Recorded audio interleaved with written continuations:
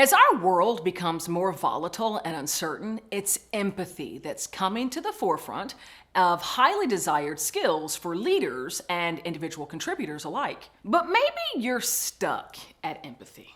You've never been good at it. Sure, you try, but you know there is much room for improvement. So how can you get better at empathy? I got you. By the end of this video, you're going to have 2 tips that are sure to help you to become better at showing empathy to your coworkers and your loved ones alike. Let's get it.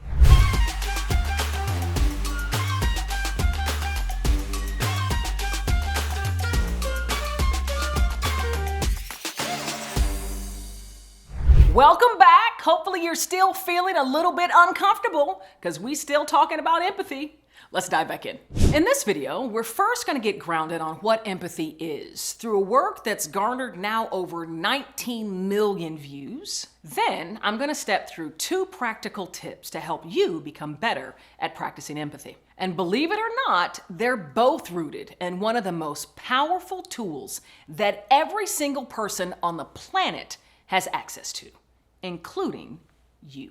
So before I dive into tips meant to help you get better at practicing empathy, I first want you to get grounded on what empathy is by viewing RCA's video on empathy, which, by the way, has now garnered over 19 million views. They created this cartoon graphic to bring to life the words of Brené Brown's world-famous TED Talk, The Power of Vulnerability. So check out the video in the link somewhere on the screen. Give it a watch, ground yourself in what empathy is. Once you've viewed that, come on back and we'll dive into the tips. Tip number 1, practice staying curious about feelings around you. This first tip focuses on helping you get better at that third attribute of empathy, which Brené Brown mentions from Teresa Wiseman's work, recognizing the emotions within another. It's through curiosity, this tool that we all have access to.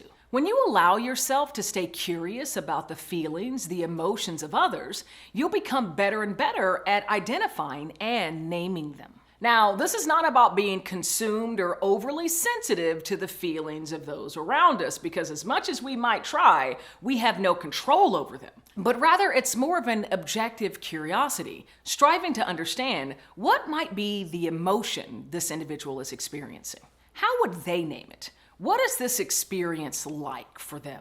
By the way, I'm curious, if you think you are no good at practicing empathy, put a yeah in the comments below. I assure you, you're not gonna be the only one, and it's completely okay, but put a yeah in the comments below just because I'd love to see. All right, let's get back into it. Tip number 2, practice staying curious about the feelings within yourself. This second tip is focused on helping you get better on that 4th attribute of empathy, recognizing and being able to understand the emotion that you sense within another. So one of the best ways to learn something is to experience it firsthand.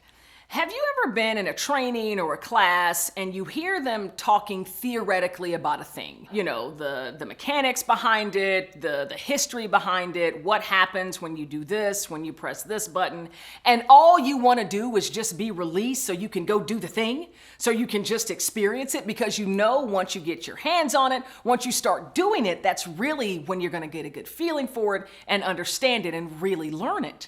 Well, the same is true for empathy and striving to understand emotion. When you can be in tune with your own emotional energy and understand what anger feels like, understand what frustration feels like within you, it will then become more relatable when you sense that same emotion in another. Because you'll know, ooh, I know I've experienced anger before, and here's what happens in my body. Here's where my mind goes. Here's what I want to do. And so you'll be able to recognize and relate to that individual. And the way that you communicate your understanding of a given emotion will become more authentic and richer.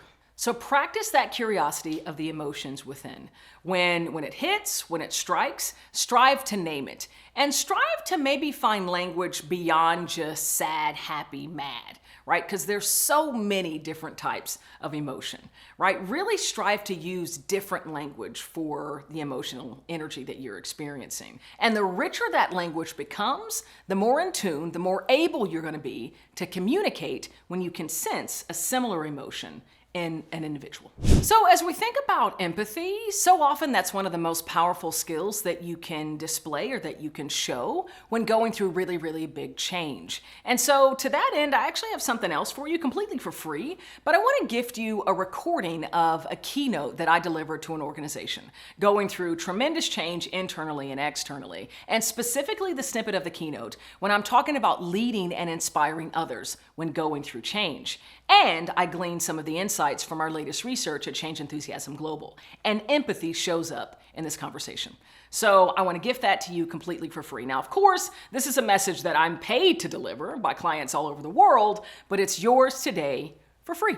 All you got to do is click on the link below. I want to make sure you have the insights, the data, the research to inspire and accelerate your growth through even your toughest change challenges. I'm Cassandra Worthy. And until we meet again, keep growing and keep rocking.